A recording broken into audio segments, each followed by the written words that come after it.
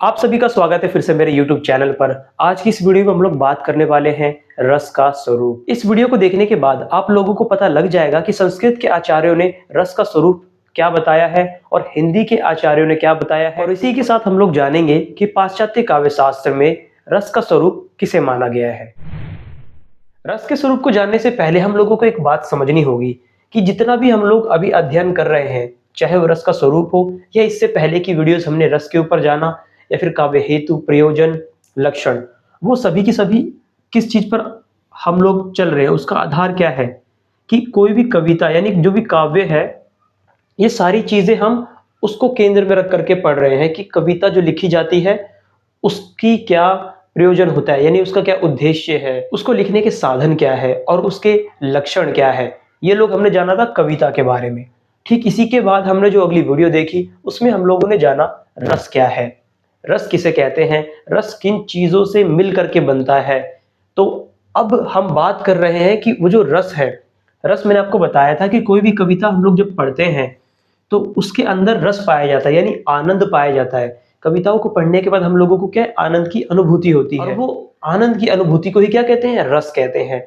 और ये अनुभूति किसी कविता में आप लोग कैसे पहचानेंगे कि इस कविता के अंदर रस है या नहीं है, ये आप लोग मेरी पहले वाली वीडियो से समझ गए होंगे कि रस क्या है। उसके अंदर मैंने बता दिया था कि किसी कविता के अंदर रस कैसे पाया जाता है, आप लोग कैसे देख सकते हैं कि यहाँ पर रस कहाँ कहाँ पर है। पर आज की जो वीडियो है उसके अंदर हम लोग जानेंगे रस का स्वरूप, यानी कि जब हम लोग कविताओं को पढ़ते हैं तो कविताओं को पढ़ने के बाद जो रस यानी आनंद की जो अनुभूति हम लोगों को होती है, तो उससे जो आनंद हमें मिलता है उसका स्वरूप क्या होता है। स्वरूप का आप लोग मतलब समझ पा रहे होंगे, रूप आकार। जैसे आप इस व्हाइट बोर्ड का स्वरूप बता पाएंगे कि ये किस तरीके का है, तो ठीक इसी प्रकार से अब हम लोग जानेंगे रस का स्वरूप क्या होता है। तो रस के स्वरूप को लेकर काफी सारे आचार्यों ने अपनी अपनी बातें कही है, तो उसमें से सबसे जो महत्वपूर्ण है विश्वनाथ की है, क्योंकि लगभग जितनी भी बातें रस के स्वरूप के बारे में करी गई है, इन्होंने क्या है लगभग सबको इकट्ठा कर दिया है। तो इनका एक बहुत ही फेमस श्लोक है जो आपकी स्क्रीन पर भी आ रहा होगा, जिसकी शुरुआत होती है सत्वोद्रेकाद खंड, और इसी के अंदर फिर आगे बढ़ते जाएंगे आप लोग तो आएगा कि रस जो है वेदांत स्पर्श शून्य है, ब्रह्मा स्वस्थ सहोदर है। ये जो श्लोक है आपको दिख रहा होगा स्क्रीन पर, यही है। तो इसी श्लोक के आधार पर हम लोग क्या है रस का स्वरूप जानेंगे, और इससे जो हमारा संस्कृत के अंदर जो रस का स्वरूप बताया गया है वो कंप्लीट हो जाएगा। तो शुरुआत करते हैं सबसे पहला जो इसमें आता है रस के स्वरूप के बारे में, कि रस जो होता है वो अखंड होता है। इसके अंदर क्या बताया जाता है, मैंने आपको बताया था कि रस के 4 अंग होते हैं, स्थायी भाव, विभाव, अनुभाव, संचारी भाव। तो रस क्या है, जब भी रस अगर आएगा तो वो एक अकेले नहीं आता, यानी कि केवल विभाव आ जाए और संचारी भाव आ जाए तो वहां पर रस नहीं होगा। रस जब भी आता है वो अपने इन चारों अंगों के साथ आएगा, इसलिए रस को कहते हैं कि वो अखंड है। हम उसे खंड में नहीं बता सकते, वो खंड में कभी भी उपस्थित नहीं होता। अगर रस के 4 अंग में से किसी भी एक अंग को हम लोग हटा दें तो वहां पर रस की निष्पत्ति नहीं होगी, तो इसलिए रस को अखंड कहते हैं। और इसकी एक दूसरी परिभाषा और निकलती है कि रस जो है अपने आप में परिपूर्ण होता है, ना ही वो कम होता है ना ही वो ज्यादा होता है। रस अपने आप में क्या है, पूर्ण है, उसे तोड़ा नहीं जा सकता। इसी प्रकार से रस का जो दूसरा स्वरूप है वो क्या है कि रस स्वप्रकाश है, कि रस को किसी भी प्रकार से उसे ना दिखाने के लिए जरूरत नहीं पड़ती। जैसे सूरज को दिखाने के लिए किसी दिए की, किसी लाइट की जरूरत नहीं है, सूरज अपने आप में स्वप्रकाशित है, मतलब खुद प्रकाशमय ही है। तो रस भी उसी प्रकार से स्वप्रकाश है, उसे किसी प्रकाश की आवश्यकता नहीं है दिखाने के लिए। वो जहां पर होगा वो उपस्थित अपने आप दिखने लगेगा, जहां नहीं होगा वो नहीं दिखेगा। अगला जो रस का स्वरूप है कि रस अपने आकार से भिन्न रूप में आस्वादित किया जाता है। मान लीजिए आप लोग कोई नाटक देख रहे हैं या फिर आप कोई कविता पढ़ रहे हैं, इन दोनों में से कोई सा भी एक उदाहरण आप लोग रख सकते हैं। तो रस जो पाया जाता है तो कविता में या नाटक में या और भी कहीं हो सकता है, हम उदाहरण लेंगे केवल नाटक का। तो जब हम लोग नाटक देख रहे होते हैं वहां पर जो चीजें दिखाई जा रही होती है, तो उसमें से वो लोग जो दिखा रहे हैं वो तो अपनी जगह है, परंतु उसे देखने के बाद जो आपकी खुद की निजी अनुभूति होती है उसी के आधार पर आप क्या है रस का आस्वादन करते हैं। यानी आस्वादन मतलब आप रस का आनंद लेते हैं, किसके आधार पर? अपने खुद के निजी जो आपका अनुभव है उसके आधार पर, बजाय कि वहां पर जो दिखाया जा रहा है। तो रस का स्वरूप तो वहां पर कुछ और दिखाया गया है। नाटक में मान लो चल रहा हो प्रेम प्रसंग, पर वहीं पर ही जो व्यक्ति बैठा है जिसका अभी अभी ब्रेकअप हुआ है, वो अपने निजी अनुभव से क्या है वहां पर कुछ और फील करेगा। उसके मन में रति भाव जागृत नहीं होगा, उसके मन में कोई अन्य भाव जागृत होगा। तो इसलिए कहते हैं कि रस अपने आकार से भिन्न स्वरूप में आस्वादित होता है।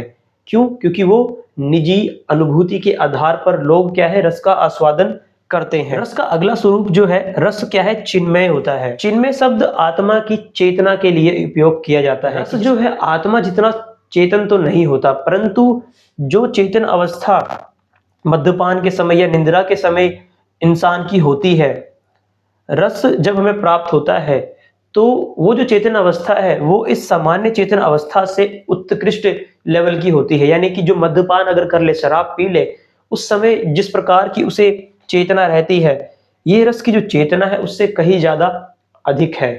पर आत्मा की जो चेतना अवस्था होती है उससे कम, उसके बराबर की नहीं। रस का जो अगला स्वरूप है, रस वेदांत स्पर्श शून्य है। यानी कि वेदांत, वेदांत यानी ज्ञान, यानी ज्ञान के स्पर्श से शून्य। यानी कि जब भी हमें रस का अनुभव होता है उस टाइम पर हमें किसी भी प्रकार का ज्ञान नहीं होता। ज्ञान के लेवल पे हम लोग बिल्कुल शून्य हो जाते हैं। मान लीजिए आप लोग किसी नाटक गृह में है, वहां पर नाटक आप लोग देख रहे हैं, तो वहां आपको ना आपको कोई डायलॉग याद होगा, ना आपको ये पता लग रहा होगा कि आप किसी नाटक घर में बैठे पड़े हैं, या कोई दृश्य आपको बहुत अच्छा लग रहा हो, आपको कुछ याद नहीं रहेगा। आप बिल्कुल शून्य, जीरो हो जाएंगे और केवल रस का जो आनंद का जो स्वरूप है उसमें आप लोग खो जाएंगे, उस दृश्य में बिल्कुल गायब हो जाएंगे। तो आपका जो ज्ञान है बिल्कुल जीरो हो जाएगा। तो इसलिए कहते हैं कि रस वेदांत स्पर्श शून्य है, ज्ञान से बिल्कुल शून्य होता है। रस की जब अवस्था होती है उस समय में किसी प्रकार का ज्ञान नहीं होता। रस का जो अगला स्वरूप है, रस ब्रह्म स्वाद सओदर होता है। यानी कि ब्रह्म का साक्षात्कार जब किसी योगी को होता है या किसी व्यक्ति को होता है, तो जैसी आनंद की अवस्था उसकी रहती है, बिल्कुल ठीक लगभग उसी प्रकार की, बिल्कुल वही नहीं, लगभग उसी के प्रकार। इसलिए यहां पर लिखा है सओदर। जैसे ब्रह्म को प्राप्त करने से जो आनंद प्राप्त होता है, लगभग उसी प्रकार का आनंद प्राप्त होता है। परंतु अंतर यहां पर यह होता है कि जब किसी को ब्रह्म का साक्षात्कार हो जाता है तो उसके जो इंद्रिय विकार होते हैं, इंद्रिय विकार यानी जो भी हम लोग अपनी इंद्रियों के माध्यम से देखते हैं या फिर समझते हैं, और उसके अंदर एक जो मोह से ग्रसित व्यक्ति होता है, इस प्रकार की चीजें क्या है उसके अंदर से हट जाती है। एक योगी को अगर आप देखेंगे तो उसके अंदर इन इंद्रिय विकार जो है नहीं पाए जाते, वो इन सब से ऊपर उठ चुका होता है। उसे मिले तो भी ठीक, ना मिले तो भी ठीक, कोई फर्क नहीं पड़ता। रस की जब अवस्था होती है तो वहां पर भी क्या है, इसी प्रकार की जो ब्रह्म को प्राप्त करने जैसा आनंद उसे प्राप्त होने लगता है, वो इंद्रिय विकारों से एकदम मुक्त हो जाता है, परंतु केवल उतने ही समय के लिए जितने समय के लिए उसे रस की अनुभूति हो रही है। जैसे ही ये रस की जो अनुभूति है खत्म होगी, यानी कि विभाव वगैरह हट जाएंगे, रस खत्म होगा, वापसी वो क्या है अपने पहले वाले स्वरूप में आ जाएगा, यानी इंद्रिय विकारों में फिर से लिप्त हो जाएगा। परंतु जो ब्रह्म का स्वाद करते हैं लोग, तो उनका जो इंद्रिय विकार है वो हमेशा के लिए खत्म हो जाता है। इसे आप एक और तरीके से समझ सकते हैं कि रजोगुण, तमोगुण और सत्वगुण। तो जब तमो और रजोगुण खत्म हो जाते हैं, केवल सत्वगुण बचते हैं, वो क्या होता है, ब्रह्म स्वाद। तो तमोगुण और रजोगुण ये दोनों क्या है बहुत ही कम हो जाते हैं, और जो सत्वगुण है वो बहुत ही ज्यादा बढ़ जाता है। तब ये जो अवस्था होती है रस के ब्रह्मास्वाद सहोदर की अवस्था होती है। एक योगी जो होता है उसका जो हमेशा सत्व गुण में ही वो जीता है।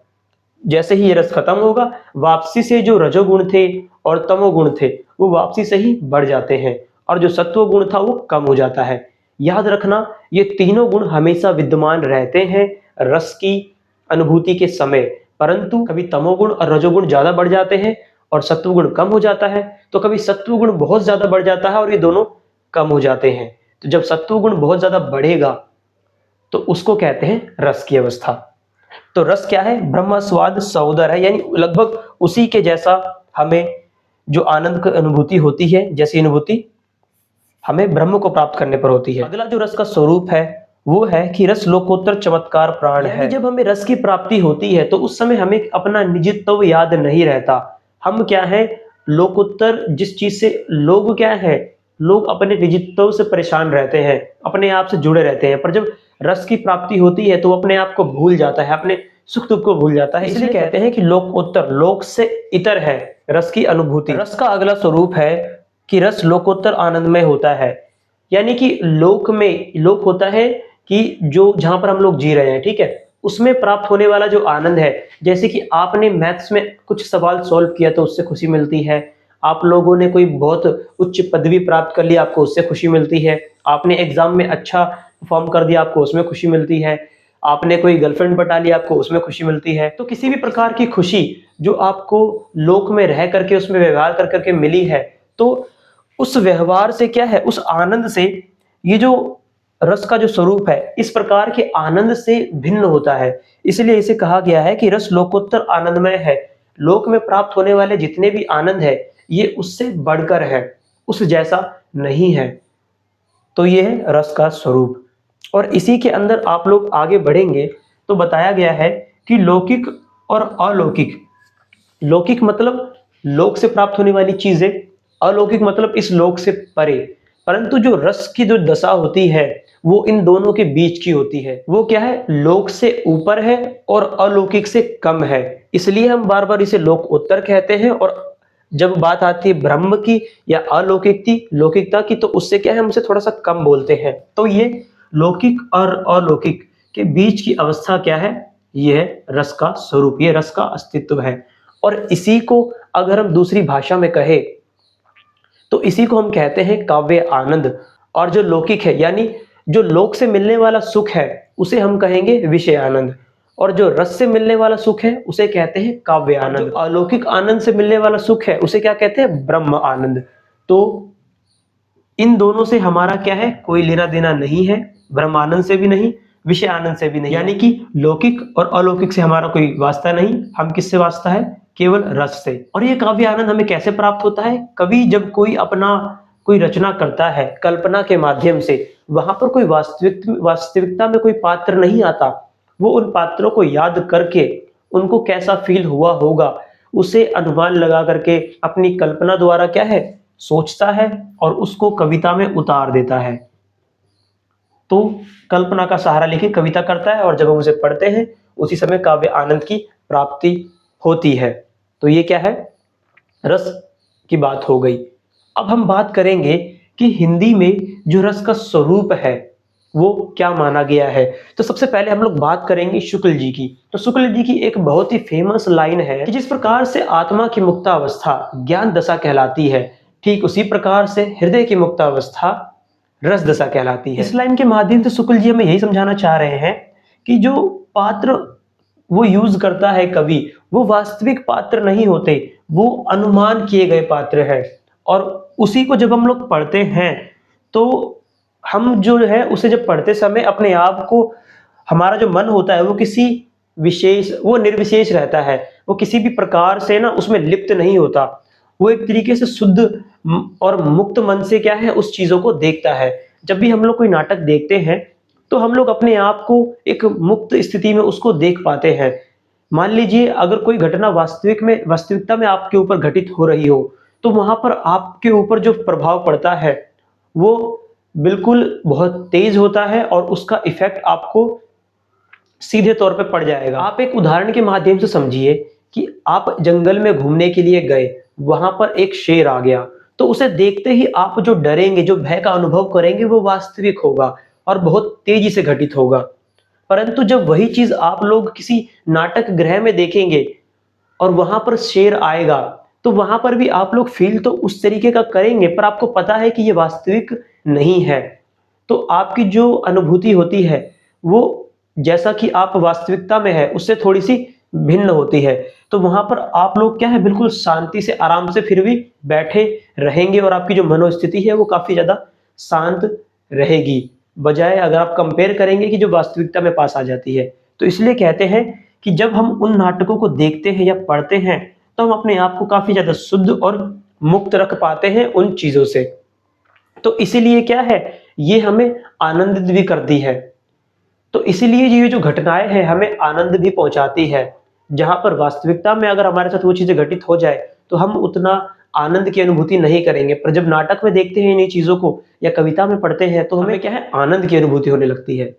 अगले हैं डॉक्टर नगेंद्र। तो डॉक्टर नगेंद्र ने रस के स्वरूप के बारे में कहा है कि ये इंद्रिय अनुभूति की जो स्थूलता है, इंद्रिय अनुभूति यानी कि हमारी जो इंद्रियां हैं, 5 इंद्रियां, उससे जो हम अनुभूति करते हैं, हमारी जो इंद्रिय अनुभूति है उसकी जो स्थूलता है उससे अलग है, वो उस जैसी नहीं है। और ठीक इसी दूसरी तरीके से उन्होंने कहा कि जो बौद्धिक अनुभूति है, बौद्धिक अनुभूति यानी कि हम जो चीज हमारी बुद्धि के हिसाब से समझते हैं, चाहे वो दर्शन हो, कोई पाठ हो, कुछ भी बुद्धि के आधार पर समझते हैं, तो उसकी जो अरूपता है उससे भी अलग है। इसलिए वो कहते हैं कि पहले से अधिक शुद्ध और परिष्कृत है, यानी कि इंद्रिय अनुभूति से वो ज्यादा शुद्ध और परिष्कृत होती है, ये रस के बारे में कह रहे हैं।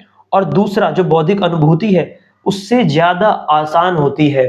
तो जो रस का जो स्वरूप है इन दोनों से ही अलग है, इंद्रिय और बौद्धिक इन दोनों से अलग है, इनसे ज्यादा शुद्ध है, इनसे ज्यादा सरस यानी आसान है। तो ये तो हो गई हिंदी में रस का स्वरूप। अब चलते हैं हम लोग पाश्चात्य दृष्टि में रस के स्वरूप के बारे में क्या कहा गया है, और ये सब मैंने आपको पहले ही बता दिया है, बस वहां पर आपको एक नजर दौड़ानी है और पाश्चात्य काव्य शास्त्र का भी आपको आसानी से याद हो जाएगा। जैसे कि सबसे पहले विचारक यहाँ पर जो आते हैं वो बताते हैं कि रस का जो स्वरूप है वो कैसा है, इंद्रिय है, जिसमें प्लेटो और अरस्तु इसे मानते हैं। प्लेटो तो कहते हैं कि जो चीजें हम लोग जगत में देखते हैं, जगत व्यापार में हम लोग देखते हैं, उन्हीं चीजों को हम लोग काव्य आनंद में डालते हैं।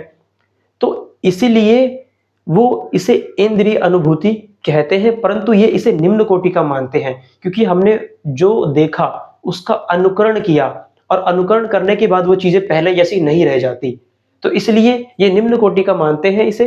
पर जब अरस्तु आए तो अरस्तु ने भी इसे इंद्रिय अनुभूति कहा, पर अरस्तु क्या कहते हैं, उस अनुकरण को वो निम्न कोटि का नहीं मानते, वो उसे उत्कृष्ट कोटि का मानते हैं और काफी सूक्ष्म विवेचन कहते हैं कि उसके अंदर क्या है, वो काव्य का एक तरीके से पुनः सृजन कर देता है। तो ये क्या है, इंद्रिय विषय मानने वाले ये दो है। परंतु हमने देखा कि काव्य के अंदर हम इसे पूरा इंद्रिय विषय नहीं मान सकते। अगर हमने इसे इंद्रिय विषय माना तो क्या होगा कि जगत में जिन चीजों से हमें दुख प्राप्त होता है, कविता के अंदर भी हमें उनसे क्या है, दुख प्राप्त होगा, आनंद की अनुभूति नहीं होगी। परंतु काव्य में और नाटक में इससे विपरीत होता है कि इंद्रिय अनुभूति यानी हमारी जो इंद्रियों के माध्यम से जिसे हम दुख का अनुभव करते हैं वास्तविक जगत में, वहीं पर ही हम कविता में और नाटक में जब उन दृश्यों को देखते हैं तो वहां से हमें आनंद की अनुभूति भी प्राप्त होती है। और कुछ आचार्य का तो ये मानना है कि रस जो है हमेशा आनंद की अनुभूति देता है, इसलिए काव्य आनंद को इंद्रिय कहना इसे हम स्वीकार नहीं कर पाते हैं। और आगे जो लिखा है कि काव्य आनंद जो है आध्यात्मिक है। मैंने आपको बताया था कि ये जो अध्यात्म है, अलौकिक ब्रह्म, तो इससे क्या है, भिन्न है, इससे थोड़ा सा निम्न कोटि का है, उस लेवल का नहीं है, क्योंकि केवल कुछ समय के लिए ही लोग क्या है उस अवस्था तक पहुंचते हैं, फिर वापसी वैसी आ जाते हैं। इसे मानने वाले जो विचारक है वो प्लोटोनिस है, कांट है, सिलर है, हिगेल है, क्रोंचे है, आप इसे याद रख सकते हैं और इसमें बता सकते हैं कि इन्होंने आध्यात्मिक माना। आध्यात्मिक भी हम लोग नहीं मानेंगे, इसका रीजन मैंने आपको यहाँ बता ही दिया है। तो अगले हम आगे बढ़ते हैं, उसमें लिखा है कि जो काव्य का आनंद है वो काल्पनिक विषय है।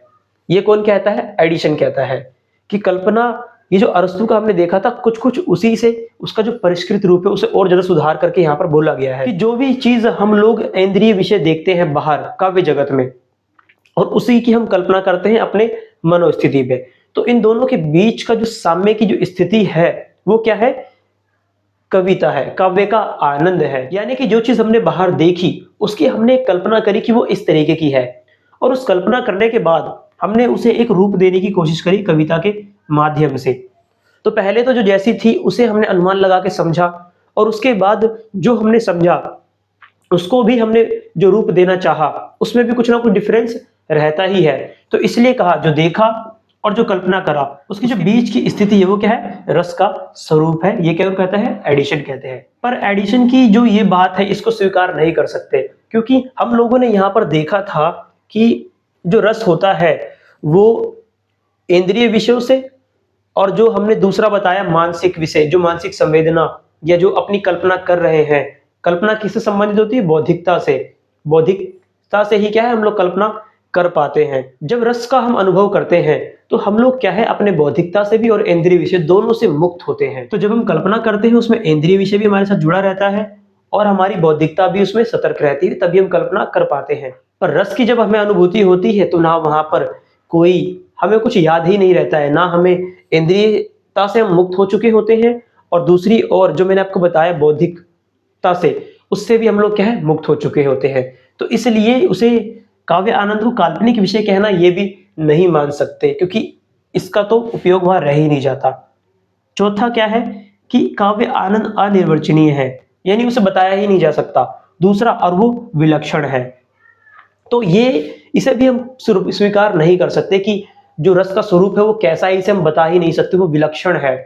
तो क्योंकि ये एक तरीके से बस भाग रहे हैं सिचुएशन से और कह रहे हैं कि उसे बताया ही नहीं जा सकता, इसलिए निकल जाओ। तो ये पलायनवादी स्थिति है। इसमें कौन कौन थे, ब्रैडले थे और क्लाइव बेल, ये दो विचारकों ने इनका मानना था।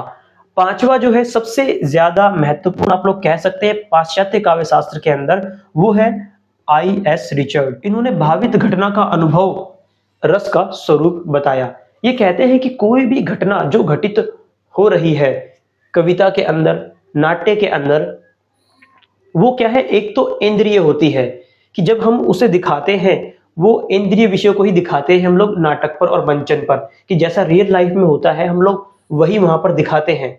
तो इन्होंने यही बात बताया कि वो इंद्रिय विषय ना हो करके, क्योंकि शुरुआत तो इंद्रिय विषय से ही हुई है, परंतु वो फिर भी इंद्रिय विषय है नहीं, क्योंकि हम लोग क्या कर रहे हैं, वहां पर वो वास्तविकता में घटित नहीं हो रहा है, उसे हम लोग भावित कर रहे हैं, उस घटना को एक तरीके से मान रहे हैं कि वो घटना घटित हो रही है। तो इसलिए जब हम मानना ये चालू हो गया तो वो इंद्रिय घटनाओं से अलग हो गई है।